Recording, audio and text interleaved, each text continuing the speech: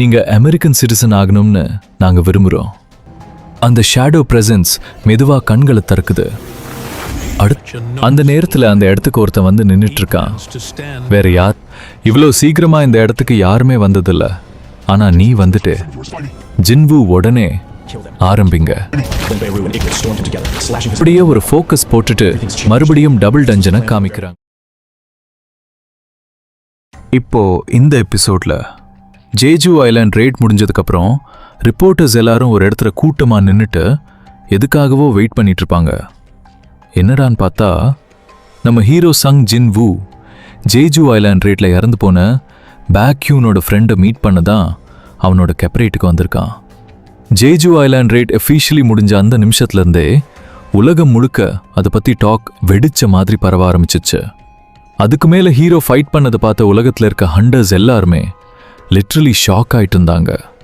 அவன் மனிதனா இல்லை மான்ஸ்டரான்னு கூட சில பேர் பேச ஆரம்பிச்சிட்டாங்க. முக்கியமான ஹண்டர்ஸ் எல்லாரும் ஒரே விஷயம்தான் நினச்சிட்டு இருந்தாங்க. இப்போ சங் ஜின் வூ எங்க சைடில் இருக்கிறது தான் பெரிய விஷயம். அதுக்கப்புறம் ஹீரோ கிரேவ்யார்டுக்கு போய் ஜேஜு ஐலாண்ட் ரெய்டில் சாக்ரிஃபைஸ் ஆன ஹண்டர்ஸ் எல்லாருக்கும் அமைதியாக ரெஸ்பெக்ட் கொடுத்துட்டு நின்னுக்கிறான். அந்த அட்மாஸ்பியர்வே ரொம்ப ஹெவியாக இருக்கும். அதுக்கப்புறம் கோ கன்ஹி ஹீரோ கிட்ட பேச ஆரம்பிக்கிறா. என்னப்பா சங், இப்போ நீ உன்னோட ஓன் கில்ட் ஸ்டார்ட் பண்ண பிளான் பண்ணிட்டியா? என்னதான் இருந்தாலும் ஒரு எஸ் ரேங்க் ஹண்டர்னால அவ்வளோ சீக்கிரம் கில்ட் மாஸ்டர் லைசன்ஸ் வாங்க முடியாது. அசோசியேஷன் சப்போர்ட் தேவைப்படும். எதுவாக இருந்தாலும் எங்ககிட்ட சொல்லிட்டு பண்ணு. ஓகே சார் இன்னும் ஹீரோ காமா ரிப்ளை பண்றா. ஆனா நான் கோ கன்ஹி முகம் சடன்லி சீரியஸா மாறிடுது. சங் ஜின்வோ ஜேஜு ஐலாண்ட் வார் முடிஞ்சதுக்கப்புறம் சில ஹண்டர்ஸ் அந்த ஐலாண்டுக்கு போய் எசன்ஸ் ஸ்டோன்ஸ் கலெக்ட் பண்ண அனுப்பப்பட்டாங்க. ஆனால் அங்கே போயிட்டு வந்த சில பேர் திடீர்னு கான்ஷியஸ்னஸ் லூஸ் பண்ணிட்டாங்களா. அவங்க எல்லாருமே ஏ ரேங்க் இல்லைனா B rank night guild members. So கண்டிப்பாக அந்த இடத்துல ஏதோ நடந்திருக்கு. ஹீரோ கொஞ்சம் யோசிச்சுட்டு இல்லை சார் எனக்கும் அந்த அளவுக்கு எதுவும் தெரியலன்னு சொல்கிறா. கோ கன்ஹி தொடர்கிறார். அந்த ஹண்டர் சோல்ஜர்ஸ் என்ன சொன்னாங்கன்னா எசன்ஸ் ஸ்டோன்ஸ் கலெக்ட் பண்ணிக்கிட்டு இருந்தப்போ திடீர்னு கான்ஷியஸ்னஸ் போயிடுச்சா. இதிலிருந்து கிளியர்லி தெரியுது யாரோ பவர்ஃபுல் மேஜிக் ஸ்பெல் யூஸ் பண்ணியிருக்காங்க. ஹீரோ மனசுக்குள்ள ஒருவேளை அந்த ஆண்ட் கிங் வந்த இடத்துல யாராவது ட்ராப் செட் பண்ணியிருக்காங்களோன்னு யோசிக்க ஆரம்பிக்கிறா. அந்த நேரத்தில் ஒருத்தன் உள்ள வந்து மிஸ்டர் கோ ஒரு கெஸ்ட் வந்திருக்காங்கன்னு சொல்றா. சரி நான் போய் பார்க்குறேன். அதுக்கப்புறம் கோ கன்ஹி கிளம்பிறார். ஹீரோவும் வெளியே போய் கார் எடுக்க போறப்போ எக்ஸ்கியூஸ் மீ நீங்க தான் சன் ஜின்வுவா? ஹீரோ திரும்பி பார்க்குறா. உங்கள் மீட் பண்ணது ரொம்ப சந்தோஷம். என்னோட பேரு ஆடம் வைட். நான் ஃபெடரல் பியூரோ ஆஃப் ஹண்டர்ஸில் சீனியர் ஆஃபிஷியல். ஹீரோ உடனே ஷாக். இவங்க எதுக்காக என்ன தேடி வந்திருக்காங்க? ஆடம் காமா பேசுறா. நீங்க கொஞ்சம் என்னோட ஆஃபீஸ்க்கு வர முடியுமா? Hero mind voice. ஆஃபீஸ்க்கு வர சொல்றாரா? பேப்பர்ல என்ன மீட் பண்ணணும்னு மென்ஷன் பண்ண அந்த ஆள் இவன்தானோ? உங்களுக்கு என்ன வேணும்னு ஹீரோ கேட்குறா. ஆடம் சிரிச்சிட்டு நாங்க சாதாரண இன்ஸ்டிடியூஷன் கிடையாது mister Sung, world level organisation. எங்களால் கிடைக்கிற சில இன்ஃபர்மேஷன் உங்ககிட்ட ஷேர் பண்ண ஆசைப்படுறோம். ஹீரோ இன்னும் சஸ்பீஷியஸாகவே இருக்கா. என்ன இன்ஃபர்மேஷன்? ஸ்பெஷல் இண்டிவிஜுவலான உங்களை பற்றிய உண்மைகள், உங்க பவர், உங்க எபிலிட்டிஸ் இவையெல்லாம் தெரிஞ்சுக்கிற சான்ஸ் உங்களுக்கு கிடைக்கும். இந்த இடம் அதை பேசுறதுக்கு சரியான இடம் இல்லை. என்னோட கார் வெளியே வெயிட் பண்ணிட்டு இருக்கு. நீங்க வந்தீங்கன்னா நாம கிளம்பலாம். ஹீரோ சைலண்டா யோசிக்கிறா. இவ்வளோ பெரிய ஆளுங்க என்ன தேடி வந்திருக்காங்கன்னா கண்டிப்பா ஏதோ முக்கியமான விஷயம் இருக்கும். ஆனா உடனே சொல்றான் இப்போ எனக்கு மூடு இல்லை, பிறகு நான் உங்களை காண்டாக்ட் பண்றேன். அந்த நிமிஷம் ஆடம் முகம் கொஞ்சம் சீரியஸா மாறிடுது. ஒரு விஷயத்தை மறந்துடாதீங்க மிஸ்டர் சங், எங்களுக்கே ஆல்ரெடி உங்களை பற்றிய இன்ஃபர்மேஷன் நிறைய தெரியும். ஹீரோ கண்கள் பெருசா ஆகிடுது. நீங்க தொடர்ந்து உங்களை அப்கிரேட் பண்ணிட்டே இருக்கீங்க. மேலும் அவேக்கண்டான ஒருத்தரோட எபிலிட்டிஸ் மற்ற அவேக்கண்ட் கிட்ட எக்ஸ்சேஞ்ச் ஆகிறது பாசிபிள் தானே? இந்த வார்த்தை கேட்ட உடனே ஹீரோ லிட்ரலி ஃப்ரீஸ் ஆயிடுறான். இவங்களுக்கு இதெல்லாம் எப்படி தெரியும்? அதுக்கப்புறம் ஹீரோ ஃபைனலி காருக்குள்ள ஏறி அவங்களோட ஆஃபீஸ்க்கு போறான். Welcome mister Sung. அங்க இன்னொரு ஆள் வந்து ஹேண்ட்ஷேக் கொடுக்குறான். என்னோட பேர் Michael Connor, federal bureau of ஹண்டர்ஸோட டிப்யூட்டி டைரக்டர். என்னை சங் ஜின்வுன்னு கூப்பிட்டுங்கன்னு ஹீரோ காமா ரிப்ளை பண்றான். மைக்கேல் ஒரு ஃபைல் எடுத்து காட்டுறான். இந்த டாக்குமெண்ட் உங்ககிட்ட ஷேர் பண்ணணும்னு நாங்க நினைச்சோம். இந்த மாதிரி இன்ஃபர்மேஷன் கலெக்ட் பண்ண நாங்க சில சமயம் இயர்ஸ் ஸ்பெண்ட் பண்ணுவோம். ஹீரோ சீரியஸா அந்த ஃபைலை பார்க்க ஆரம்பிக்கிறான். ஆனா சடன்லி மைக்கேல் சொல்றான், ஒரு விஷயம் மிஸ்டர் சங், நீங்க அமெரிக்கன் சிட்டிசன் ஆகணும்னு நாங்க விரும்புறோம். ஹீரோ உடனே அதிர்ச்சியா, என்ன சொல்றீங்க? நான் இங்க வந்ததுக்கான காரணமே இன்ஃபர்மேஷன் ஷேர் பண்ணுவோம்னு சொன்னதால.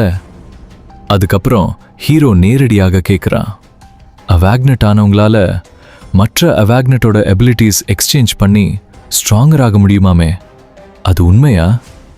மைக்கேல் மெதுவா சிரிச்சிட்டு, ஆக்சுவலி அந்த விஷயத்துக்காக தான் உங்களை இங்க கூட்டிட்டு வந்தோம். செல்லர், உள்ள வாங்க. அடுத்த நிமிஷம் ஒரு லேடி உள்ளே வர்றாங்க. அவங்க உள்ளே வந்த உடனே ஹீரோ உடம்பு முழுக்க ஒரு ஸ்ட்ரேஞ்சாரா ஃபீல் ஆகுது. இது சாதாரண பவர் இல்ல. ஹீரோவும் அந்த ஆள் யாருன்னு திரும்பி பார்த்த உடனே கொஞ்சம் ஷாக் ஆகுறா. ஒரு லேடியா? அவங்க பிரசன்ஸ் இட் செல்ஃப் ரொம்ப டிஃப்ரெண்டா இருந்தது. சாதாரண மனிதங்க மாதிரி இல்ல, ஒரு மிஸ்டீரியஸ் ஆரா. இந்த என்டையர் வேர்ல்ட்லயே அவேக்கனிங் ஆன ஹண்டர்ஸோட எபிலிட்டிஸ், பொட்டென்ஷியல், ஹிடன் ஸ்ட்ரென்த் எல்லாத்தையும் அனலைஸ் பண்ணி சொல்லக்கூடிய கேப்பபிலிட்டி கொண்ட ஒரே ஆள் அவங்க தான். அந்த லேடி காமா சிரிச்சிட்டு தன்னை அறிமுகப்படுத்துறாங்க. ப்ரெசண்டா அவங்க முன்னாடி நிக்கிறேன், நான் நார்மா ஜெலினர். ஹீரோ உள்ளுக்குள்ள யாரா இவங்கன்னு சீரியஸா அப்சர்வ் பண்ண ஆரம்பிக்கிறான். எனக்கு தெரிஞ்ச வரைக்கும் நான் இது வரைக்கும் பார்த்த அவேக்கண்ட் ஆளுகள்லயே இவங்க ரொம்பவே டிஃப்ரெண்ட் டைப். டெப்யூட்டி டைரக்டர் உடனே பேச ஆரம்பிக்கிறான். மிஸ் ஜெலினர், தயவு செஞ்சு மிஸ்டர் சங்குக்கு உங்களோட பவர்ஸ் பத்தி எக்ஸ்பிளைன் பண்ணுங்க. அவங்க மெதுவா ஹீரோவை பார்த்து சிரிக்கிறாங்க. உன்னை பார்க்கும்போதே எனக்கு புரிஞ்சிருச்சு, நீ ரொம்ப டிஃப்ரெண்ட். நான் இது வரைக்கும் ஆயிரக்கணக்கான ஹண்டர்ஸ் பார்த்துருக்கேன், ஆனா நீ அப்படி கிடையாது. அவங்க கண்கள் ஹீரோவோட கண்களை நேரா நோக்குது. உன்னோட டேஸ்ட், ஆரா, பவர்ஸ் எல்லாமே வேற லெவல். ஆனா இன்னும் உன்னை பத்தி நிறைய தெரிஞ்சுக்கணும். ஹீரோக்கும் கியூரியாசிட்டி அதிகமா இருக்கு. மிஸ் ஜெலினர், நீங்க என்ன சொல்றீங்க? அவங்க சேர்ல சாஞ்சு காமா பேச ஆரம்பிக்கிறாங்க. ஒவ்வொரு அவேக்னட் ஹண்டருக்கும் ஒரு லிமிட் இருக்கும். ஒரு ஸ்டேஜுக்கு மேல அவங்களோட ஸ்ட்ரென்த் வளராது. அதனால தான் ரேங்க்ஸ் உருவாக்கப்பட்டுச்சு. எஸ், ரேங்க்னா அந்த லிமிட்டோட ஹையஸ்ட் பாயிண்ட். அதை தாண்டி நார்மலி யாருமே போக முடியாது. அவங்க வாய்ஸ் கொஞ்சம் சீரியஸ் ஆகுது. பட் ரீஅவேக்கனிங் அது ரொம்ப டிஃப்ரெண்ட். அது ஹண்டர்ஸ் நாலேஜுக்கும் அப்பாற்பட்ட விஷயம். ஹீரோ உடனே கேட்குறான், அப்படின்னா அதை உங்களால் அனலைஸ் பண்ண முடியுமா? ஆமா, என்னால ஒரு ஹண்டரோட பொட்டென்ஷியல் எந்த லெவல் ரீச் ஆகும், அவனோட ஹிடன் ஸ்ட்ரென்த் என்ன, எல்லாத்தையும் கணிக்க முடியும். இதுவரைக்கும் யாருமே என்னோட அனாலிசிஸை தாண்டி போனதே இல்லை. ஏன்னா வந்த எல்லாரும் அவங்களோட லிமிட் அடைஞ்சவங்க. அதனால ஈஸியாக ப்ரெடிக்ட் பண்ணிட்டேன். அவங்க ஹீரோவை பார்த்து கொஞ்சம் நடுங்குற மாதிரி பேசுகிறாங்க. பட் நீ மட்டும் என் கண்ணுக்கு வேற மாதிரி தெரியுற. டெப்யூட்டி டைரக்டர் உடனே எக்ஸ்பிளைன் பண்ண ஆரம்பிக்கிறான். அவங்க சொல்றது உண்மைதான் சங்ஜின்வு. லாங் டைம் கரியரில் நிறைய ஹண்டர்ஸ் அனலைஸ் பண்ணியிருக்காங்க. ஒவ்வொரு வருஷமும் ரொம்ப செலக்டான 3 அல்லது 4 பேருக்கு தான் அவங்களோட ட்ரூ பவர் என்னன்னு சொல்லுவாங்க. Hero shock.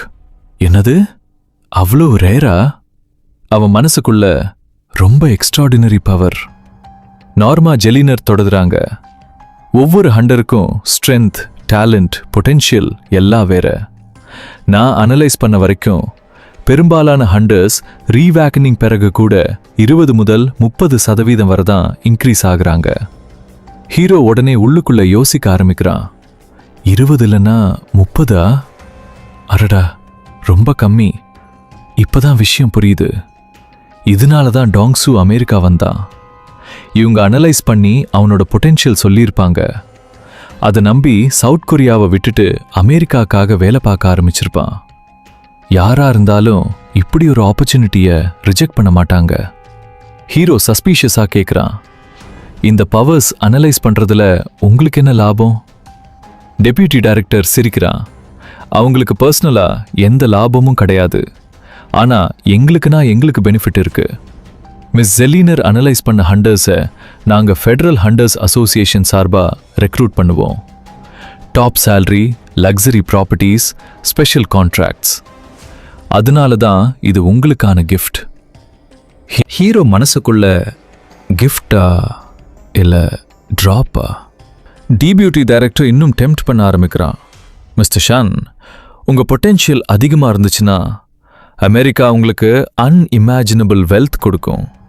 Luxury life, top guild contracts, எந்தெந்த கில்ட் வேணும்னாலும் சொல்லுங்க, நாங்கள் அரேஞ்ச் பண்ணிடுவோம். அந்த நேரத்தில் நார்மா ஜெலனரும் சீரியஸாக பேசுகிறாங்க. இன்னொரு விஷயம், இந்த டிசிஷன் நீ இப்போவே எடுக்கணும். இந்த ஆஃபர் அக்செப்ட் பண்ணாம இன்னைக்கு இந்த இடத்த விட்டு நீ வெளியே போக முடியாது. ஹீரோ கண்கள் ஷார்ப் ஆகிடுச்சு. எக்ஸ்கியூஸ் மீ, என்ன மிரட்டுறீங்களா? டிபியூட்டி டைரக்டர் உடனே கோல்டா சிரிக்கிறா. மிரட்டல் இல்லை மிஸ்டர் சங், இது உங்களுக்கான கிஃப்ட். ஜெலசன ப்ராமிஸை யாரும் மீறக்கூடாது. அவங்க பர்மிஷன் இல்லாம இங்கிருந்து வெளியே போக முடியாது. ஹீரோ உள்ளுக்குள்ள, அப்படியா, டிராப்ல மாட்டிக்கிட்டேனா? ஆனா வெளியே காமா இருந்தா. சஞ்சின்வு, தயவு செஞ்சு மிஸ் அண்டர்ஸ்டாண்டிங் ஆகாதீங்க. இது உங்களுக்கான பெஸ்ட் ஆப்பர்ச்சுனிட்டி. ஹீரோ மனசுக்குள்ள வேகமா அனலைஸ் பண்ணிட்டு இருக்கா. ஆரம்பத்தில் இவ சொன்னது எல்லா ஹண்டர்ஸோட எபிலிட்டி டேஸ்ட் பண்ணுவேன்னு, அதுல ஏதோ இருக்கு. கான்ஃபிடென்ட்டா பேசுறாங்கன்னா இதுக்கு முன்னாடி நிறைய பேர் இதே மாதிரி மாட்டிருக்கணும். ரிசல்ட் எல்லாமே இவங்களுக்கு சாதகமா வந்திருக்கும். அதுக்கப்புறம் நார்மா ஜெலனர் மெதுவா ஹீரோவோட கையை பிடிக்கிறாங்க. கண்களை மூடு. ஃபர்ஸ்ட் ஸ்டெப் ஆரம்பிக்கிறேன். டிபியூட்டி டைரக்டர் மனசுக்குள்ள சந்தோஷம். இந்த தடவை அவன் எஸ்கேப் ஆக மாட்டான். இந்த முறை சங் ஜின்வு அமெரிக்காவோட சொத்து. அடுத்த நிமிஷம் நார்மா ஹீரோவை அனலைஸ் பண்ண ஆரம்பிக்கிறாங்க. நேஷனல் லெவல் ஹண்டர்ஸ் எல்லாருமே நாங்க தேர்ந்தெடுத்தவங்க. அவங்க பவர் மெதுவா ஹீரோ உள்ள செல்ல ஆரம்பிக்குது. ஆனா அடுத்த செகண்ட்லேயே அவங்க முகம் முழுக்க பயம். திடீர்னு அவங்க கான்ஷியஸ்னஸ் ஒரு இருட்டான இடத்துக்குள்ள இழுக்கப்படுற மாதிரி ஃபீல் ஆகுது. எங்க பார்த்தாலும் முடிவே இல்லாத டார்க்னஸ். அந்த டார்க்னஸ் நடுவுல ஒரு மேசிவ் பிரசன்ஸ், ஒரு கிங். அவங்க உடம்பே நடுங்க ஆரம்பிக்குது. இது என்ன? அந்த ஷேடோ பிரசன்ஸ் மெதுவா கண்களை திறக்குது. அடுத்த நிமிஷமே நார்மா ஜெலினர் முழுக்க டெரர்ல உறைஞ்சு போயிடுறாங்க. வெளியே ரியல் வேர்ல்ட்ல அவங்க பாடி நடுக்கம். அங்க இருந்த கார்ட்ஸ் எல்லாரும் டென்ஷன். மிஸ் ஜெலனர், உங்களுக்கு என்னாச்சு? சில கார்ட்ஸ் கன்ஸ் எடுத்து ஹீரோவை நோக்கி எய்ம் பண்றாங்க. டேய், அமைதியா இருங்கடா, யாருன்னு தெரியாம கன் நீட்டாதீங்க. டெப்யூட்டி டைரக்டர் கோபமா கத்துறா. முதல்ல என்ன நடக்குதுன்னு செக் பண்ணுங்க. மிஸ்டர் சங், மன்னிச்சிருங்க, தேவையில்லாம உங்களை பயமுறுத்திட்டோம். ஹீரோ கூலா நிக்கிறா. எனக்கு ப்ராப்ளம் இல்ல, அந்த லேடிக்கு தான் ஏதோ ஆச்சு போல. ஆடம் கூட டென்ஷனா பேசுறான். இதுக்கு முன்னாடி மிஸ் ஜெலினர் இப்படி ரியாக்ட் பண்ணதே இல்லை. எனக்கு தெரிஞ்ச வரைக்கும் இது செகண்ட் டைம். ஒரு தடவை இதே மாதிரி அவங்க பயந்துருக்காங்க. ஹீரோ ஐஸ் நாரோ ஆகுது. அப்படியா? டிபியூட்டி டைரக்டர் உடனே ஆடம் கிட்ட சொல்றான். ஆடம், மிஸ்டர் சன், வெளியே கூட்டிட்டு போ. Okay sir. அந்த நேரத்திலையும் நார்மா ஜெலினர் நடுக்கத்திலேயே இருக்காங்க. அவங்க வாயிலிருந்து வார்த்தையே சரியா வரல. அவன்தான் கிங். அங்க இருந்த எல்லாரும் ஷாக். என்ன சொல்றீங்க? நார்மா கண்ணீர் வர மாதிரி பயத்துல பேசுறாங்க. அவனோட ஆரா, எக்ஸ்பீரியன்ஸ், பவர் ஆர்டினரி ஹண்டர் கிடையாது. நேஷனல் லெவலை கூட தாண்டி. உண்மையை சொல்ல போனா அதுல கிங் அவன்தான். அவங்க மூச்சே வாங்க முடியாம நடுங்குறாங்க. அவனை அனலைஸ் பண்ண ட்ரை பண்ண அடுத்த நிமிஷமே ஒரு இன்ஃபினிட் டார்க்னஸ்குள்ள நான் விழுந்துட்டேன். என்னால இன்னும் அந்த பயத்துல இருந்து வெளியே வர முடியல. He has no limit. அவனுக்கு லிமிட்டே கிடையாது. அந்த வார்த்தை கேட்ட உடனே ரூம் முழுக்க சைலன்ஸ். யாராலும் ஒரு வார்த்தை கூட பேச முடியல. அந்த சைலன்ஸ் நடுவுல ஹீரோ மட்டும் ஸ்டைலா திரும்பி நடக்க ஆரம்பிக்கிறான். ஒரு நீல கலர் கேட் ஓபன் ஆகுது. அந்த கேட்டுக்கு முன்னாடி ஒருத்தன் நின்னுட்டு இருக்கான். நீ என்னது? நீ யாரு? நீ சொல்லிட்டு அதை பார்த்து கேட்குற நேரத்துல திரும்பி பார்த்தா வேற யாரும் இல்லை, ஃப்ராஸ்ட் மோனாக். ஃப்ராஸ்ட் மோனாக் உடனே அவனை பார்த்து, மறுபடியுமா? நான் தேடி வந்த ஆள் இங்கே இல்லையே, எங்கே போனா அந்த ஃப்ராக்மெண்ட் ஆஃப் பிரில்லியன்ட் லைட்னு கேட்குறான். அப்படி ஃப்ராஸ்ட் மோனார்க் கேட்குற நேரத்தில் பின்னாடி ஒரு பர்பிள் கலர் கேட் ஓப்பன் ஆகுது.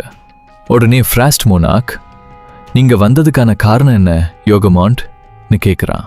அந்த இடத்துல நின்றுட்டு இருக்கிறது யாருன்னு பார்த்தா யோகமாண்ட்னு சொல்லக்கூடிய மோனார்க் ஆஃப் டிரான்ஸ்ஃபிகரேஷன். அவ ஃப்ராஸ்ட் மோனார்க்கை பார்த்து, நான் ஈஸ்ட்ல இருக்கக்கூடிய அந்த இடத்த பற்றிய தகவலை உன்கிட்ட சொல்லத்தான் வந்திருக்கேன்னு சொல்கிறான். உடனே ஃப்ராஸ்ட் மோனார்க் கேட்குறான், அந்த சின்ன குச்சி மாதிரி இருக்க அந்த மாதிரி இடமா? அங்கே தானே ஷேடோ மோனார்க் இருக்கான். அது மட்டும் இல்லாமல் அந்த இடத்துக்கு நீ தானே இன்சார்ஜ். நான் கரெக்டாக தானே சொல்கிறேன்? நீ யோகமாண்ட்டை பார்த்து கேட்குறான். உடனே யோகமாண்ட், எனக்கு தெரிஞ்ச ரூலர்ஸ் எல்லாரும் லெஜியாவை அந்த இடத்துல இருந்து கொஞ்சம் ஃப்ரீ பண்ணி சவுத் பக்கம் கூட்டிட்டு போகலான்னு இருக்காங்க. அதனால தான் நான் அந்த இடத்துக்கு போயிட்டுருக்கேன்னு சொல்கிறான். உடனே ஃப்ராஸ்ட் மோனார்க், அப்போ அந்த ஷேடோ மோனார்க் பற்றிய விஷயம் என்ன ஆச்சுன்னு கேட்குறான். யோகமாண்ட், அதெல்லாத்தையும் அந்த ஆர்கிடெக்ட் பார்த்துப்பான். ஏன்னா நமக்கும் அவனுக்கும் ஒரு அக்ரிமெண்ட் இருக்குதுல்லன்னு சொல்கிறான். அதுக்கப்புறம் யோகமாண்ட், அது மட்டும் இல்லாமல் உன்கிட்ட ஒரு இன்ட்ரெஸ்டிங்கான தகவலும் சொல்ல போகிறேன்னு சொல்லிட்டு சிரிக்கிறான். The greatest fragment of brilliant light அந்த இடத்துல தான் இருக்கான்னு சொல்கிறான். உடனே ஃப்ராஸ்ட் மோனார்க் சிரிச்சுக்கிட்டே, ரொம்ப இன்ட்ரெஸ்டிங்காக இருக்கு. நீ ஒவ்வொரு தடவையும் என்கிட்ட வரும்போது இப்படி தான் ஏதாவது சர்ப்ரைஸ் கொடுக்குறன்னு சொல்கிறான். உடனே யோகமாண்ட், அப்போ நீ என்ன பண்ண போறன்னு கேட்குறான். ஃப்ராஸ்ட் மோனார்க், இப்படி ஒரு சூப்பரான ஆப்பர்ச்சுனிட்டியை என்கிட்ட கொடுத்துருக்காங்கன்னா அதை நான் நிச்சயமாக யூஸ் பண்ணிப்பேன்னு சொல்கிறான். அதுக்கப்புறம் ஃப்ராஸ்ட் மோனார்க், எனக்கு தெரிஞ்சு கண்டிப்பாக அவன் நம்மளை எல்லாரையும் திட்டமிட்டு தான் இந்த இடத்துக்கு வர வச்சிருக்கான். இப்படிப்பட்ட ஒரு ஆளுக்கிட்ட எப்படி அந்த ஃப்ராக்மெண்ட்டோட பவர் இருக்கு? நம்ம இங்கே வருவோன்றதுக்காகவே அவனை சுற்றி இருந்த ட்ரேஸை இந்த இடத்துல விட்டுட்டு போயிருக்கான்னு சொல்கிறான். உடனே யோகமாண்ட், எனக்கு தெரிஞ்சு அவன் மறுபடியும் நம்ம வழியில குறுக்க வர போறான்னு சொல்றான். அந்த நேரத்துல அந்த இடத்துக்கு ஒருத்தன் வந்து நின்றுட்டு இருக்கான். வேற யாரும் இல்ல, ஜின்வூவோட அப்பா தான். வந்துட்டு ரெண்டு மோனார்க்கையும் பார்த்து, சின்ன குச்சி மாதிரியான இடமா?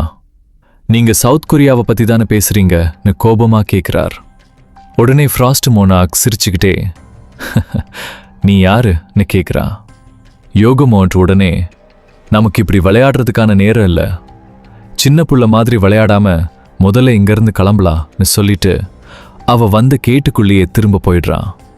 உடனே ஃப்ராஸ்ட் மோனார்க், உன்னால முடிஞ்ச அளவுக்கு ட்ரை பண்ணி எங்களை பிடிச்சு பாருன்னு சொல்லிட்டு கிளம்ப போற நேரத்துல, அதுக்குள்ளையா உங்களை நான் இங்கிருந்து போக விடுவேனான்னு சொல்லிட்டு ஜின்வூவோட அப்பா 2 டாகர்ஸ் எடுத்து வேகமா ஃப்ராஸ்ட் மோனார்க் மேல பாயிறார்.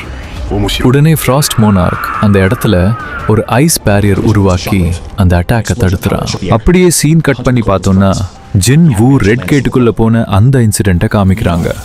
அந்த டஞ்சன் பாஸ் ஜின்வூவை பார்த்து, நீ எப்படி என்னோட ஆளுங்களை எல்லாத்தையும் கொன்ற?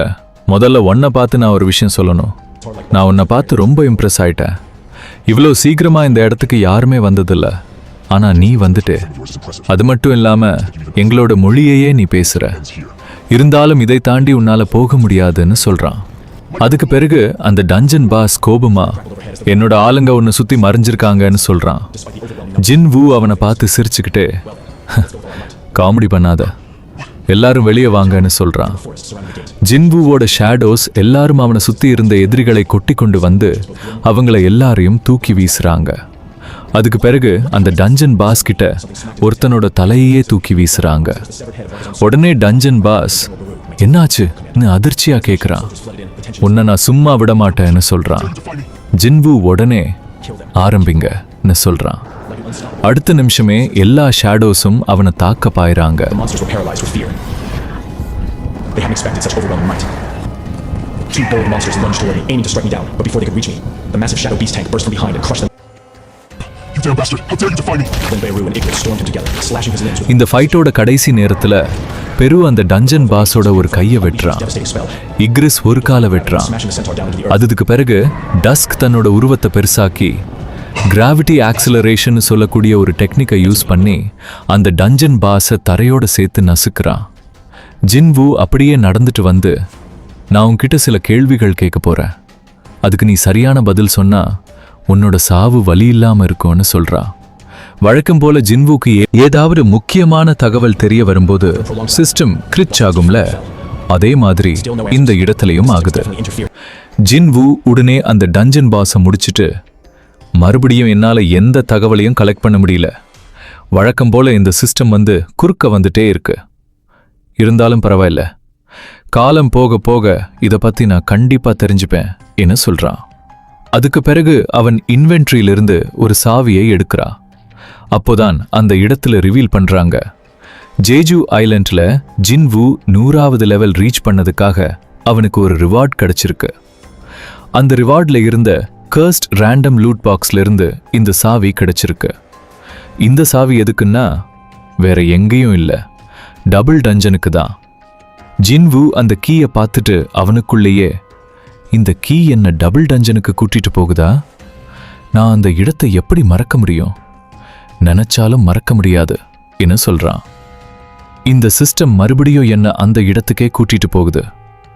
எல்லாமே எந்த இடத்துல ஆரம்பிச்சதோ அதே இடத்துக்கு. ஆனா இந்த தடவை ஒரு சின்ன சேஞ்ச். நான் முன்னாடி இருந்த மாதிரி இல்ல, முழுசா மாறிட்டேன் என்ன சொல்றான். இது எல்லாமே ஆரம்பத்திலிருந்தே பர்ஃபெக்டா பிளான் பண்ணப்பட்ட மாதிரி இருக்கு. அப்படின்னா அந்த இடத்துல எனக்காக யாரோ ஒருத்தன் காத்துட்டு இருக்கான். வெயிட் பண்ணு, நான் நேர்ல வரேன் என்ன ஜின்வு மாசா சொல்றான். அப்படியே ஒரு ஃபோக்கஸ் போட்டுட்டு மறுபடியும் டபுள் டஞ்சனை காமிக்கிறாங்க. அந்த இடத்துல இருந்த அதே சிலை கொடூரமா சிரிக்கிற மாதிரி காமிக்கிறாங்க.